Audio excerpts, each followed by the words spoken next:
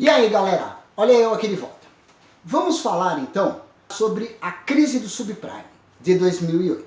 Vejam só, a crise do subprime, ela foi um momento em que os mercados entraram numa frenesi de títulos que eram considerados seguríssimos. Deixa eu explicar para vocês mais ou menos como funcionaram essas bolhas imobiliárias, a bolha imobiliária. Um crédito, quando ele vai ser concedido, na análise de risco, o que faz baixar bastante o risco e que também faz baixar os juros é o oferecimento de garantia.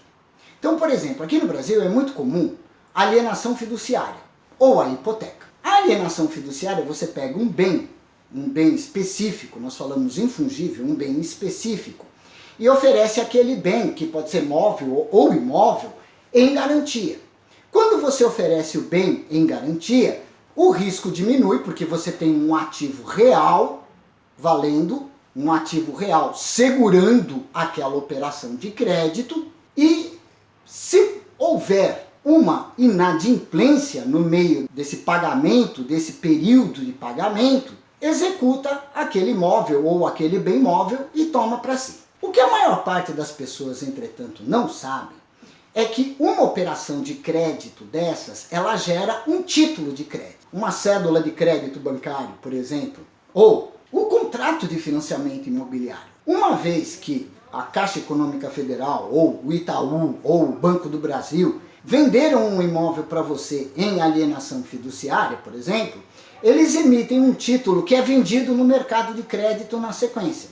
Esse título, ele vai pagar um determinado juros, que é o juro do financiamento, geralmente, ou talvez menos um spreadzinho ali, né? Um spread é a diferença, tá? Entre o que o banco paga e o que o banco ganha, e esse título rola no mercado, entre os bancos. A gente negocia entre as instituições financeiras esses contratos em si eles passam a ser um bem.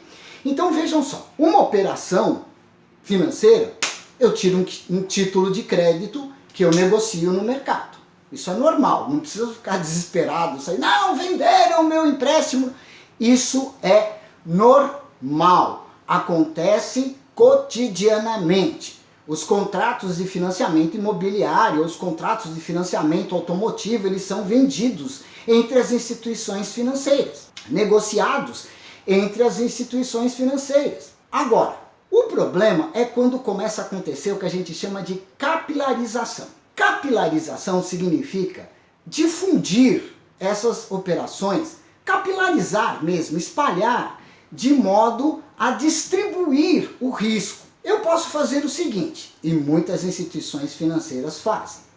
Eu pego uma pilha, né, de contratos, por exemplo, de financiamento de imóveis e falo, ó, isso daqui representa uma operação de tantos milhões e tiro um título em cima disso. Então isso já é capilarização. Eu estou tirando título em cima de título. Então eu pego um monte de títulos, né, uma pilha, vamos dizer assim, 100 operações, e tiro um outro título de cima disso e falo, ó, isso daqui representa esses 100 milhões de contratos e vendo aquilo. Aqui no Brasil você pode fazer uma vez isso. Você empilha alguns títulos, faz, né, amarra, como se fosse assim, faz um laço, amarra tudo aquilo, tira um título e vende no mercado. O Banco Central deixa, CVM também deixa. Entretanto, aqui existem normas rigorosas para você fazer a pilha. Todos os contratos têm que ser iguais, todos têm que estar garantidos no mesmo bem ou no mesmo tipo de bem. São todos imóveis, ou são todos automóveis, ou são todos eletrodomésticos, pode ser até eletrodoméstico, um financiamento que você faz numa loja. E todos eles têm que ter uma qualidade do devedor. Isso é muito importante. Quando a gente vai analisar os devedores, a gente analisa se eles têm condição de pagar, o tamanho da dívida, se eles têm disposição para pagar, qual é o histórico dele, ele é caloteiro porque ele quer, ele é caloteiro porque ele não tem, ou ele é um bom pagador, como hoje nós temos o cadastro positivo no Serasa, etc. e tal. Então, nós temos normas sólidas aqui no Brasil para você fazer essa capilarização, para você emitir títulos em cima de títulos. Acontece que nos Estados Unidos isso não funcionou assim ao longo dos anos 2000. Chegou um determinado momento em que o mercado financeiro e o mercado imobiliário estavam crescendo juntos. A gente sabe no mercado que o setor imobiliário ele reflete a alta e a baixa do mercado. E muitas vezes ele causa essas altas e baixas. Então, lá nos Estados Unidos, eles não estavam conseguindo fazer pilhas suficientes para emitir títulos secundários, títulos derivativos, porque esses na verdade são títulos derivados, é o que a gente chama de derivativo, né? Pressupõe um outro ativo. Não estavam conseguindo emitir isso em cima apenas de uma determinada qualidade de devedor. Então o que eles fizeram? Simplesmente ignoraram a qualidade do devedor. Eles começaram a fazer pilhas, por exemplo, pegar contrato de financiamento imobiliário, que estava pegando fogo. Vamos fazer contrato. Tinha bom pagador, mau pagador, péssimo pagador, caloteiro mesmo, tudo enfiado numa mesma pilha. O grande problema é que como havia tanta gente de tanto tipo diferente misturado naquela pilha, quando tiravam o título daquelas operações todas e vendiam no mercado, esse derivativo, ele estava contaminado. Ele estava contaminado porque ele representava uma pilha que lá no meio escondido tinha o subprime. O subprime é o caloteiro, é o mal pagador. Eram os créditos ninja, eles falavam, né? Tem aí um jornal que chama Ninja. Ninja é um acrônimo em inglês, né, que eles usam nos Estados Unidos, usam na Inglaterra também, quer dizer, sem renda, sem salário e sem patrimônio. No income, no assets. O cara não tem nada, ele não tem um gato para puxar pelo rabo. Na verdade, ele não é simplesmente inadimplente, ele é insolvente, ele é o pior tipo de devedor que existe no mercado. E esses subprime, esses ninja, esses não pagadores, eles estavam enfiados em títulos que foram chamados CDO. Esse CDO, esse derivativo, era Collateralized Debt Obligations. Era um título garantido pelos imóveis só. Eles só falavam dos... Aqui tem os imóveis, o imóvel garante. Não tem problema. Tem um imóvel, tem um ativo, vamos lá. E aí, as agências avaliadoras de risco, como a Duff Phelps, a Fitch, a Standard Poor's, a Austin Rating, todas as agências avaliadoras de risco, né, que são tão importantes e realmente são no mercado internacional, classificaram como AA, classificaram como top de linha, seguríssimos, é isso aí, pode comprar, o bagulho é firmeza. Compra! E aí todo mundo começou a comprar. Esses CDOs, eles eram de risco mínimo, mas rendiam uma paulada. Porque quando você concede um crédito para um subprime, você concede um crédito para um insolvente, para um caloteiro, a taxa de juros vai lá em cima. Então aquele título paga muito, aquele título ele valoriza muito. E quando o camarada é bom pagador, tudo tal, a taxa de juros é baixa, o derivativo daquilo não paga tanto. Como eles estavam tudo misturado nesses CDOs, eles pagavam muito, mas eram dados como risco baixo, mas não era, o risco era alto. Então aquilo parecia um paraíso.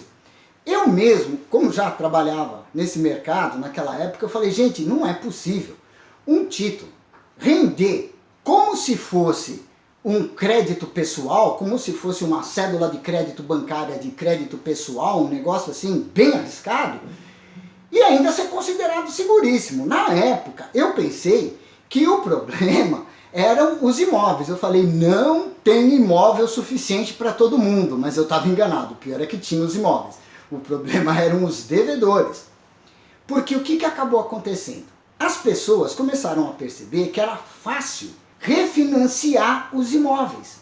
E os bancos, mesmo nos Estados Unidos, incentivavam as pessoas a refinanciar várias vezes. Aqui no Brasil, existe uma comunicação entre bancos há muito tempo, que hoje em dia, inclusive, está sendo colocado em termos legais pelo Banco Central, que é o banking, né? Que é informações que a gente troca, que as instituições financeiras trocam sobre os tomadores de empréstimo. Lá nos Estados Unidos eles trocam essas informações. O problema é que eles não dão a mínima, não deram a mínima naquela hora. Tipo, o camarada ia no banco A, financiava o imóvel. Aí ele estava desempregado, sem renda, não tinha patrimônio, estava lascado. O que ele fazia? Pegava o mesmo imóvel e ia no banco B. Quando ele fazia isso, o banco B ligava pro A, falava, ó, ele pegou o empréstimo, aí pegou, pegou, mas também quer saber, tô nem aí, dava um empréstimo. Aqui no Brasil isso não acontece. Porque se você tentar pegar um imóvel e for num banco, você financiar aquele imóvel em alienação fiduciária ou hipoteca, não interessa, aquela alienação fiduciária, aquela hipoteca, ela fica gravada no cartório de registro de imóveis, que centraliza as informações. Então, se você tentar ir em um segundo banco com o mesmo imóvel e tentar conseguir um outro financiamento igual, o segundo banco não deixa, se o financiamento ultrapassar o valor do imóvel. Vamos dizer que o imóvel vale 1 milhão. Você financiou 500 mil num banco, você consegue até financiar 500 mil no outro. Mas lá no segundo banco, eles estão sabendo do primeiro crédito.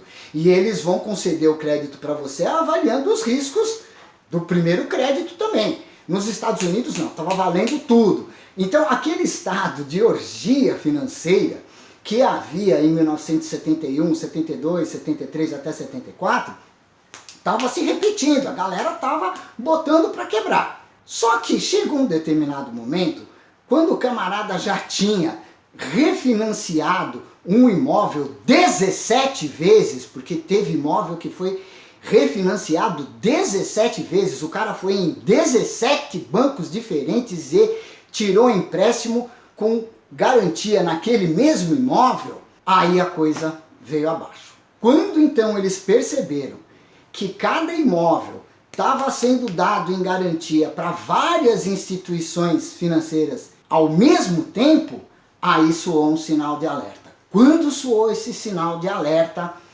todo mundo começou a vender esses CDOs. E aí foi aquele comportamento de manada que eu falei para vocês no outro bloco. Os preços despencaram, os valores dos imóveis despencaram.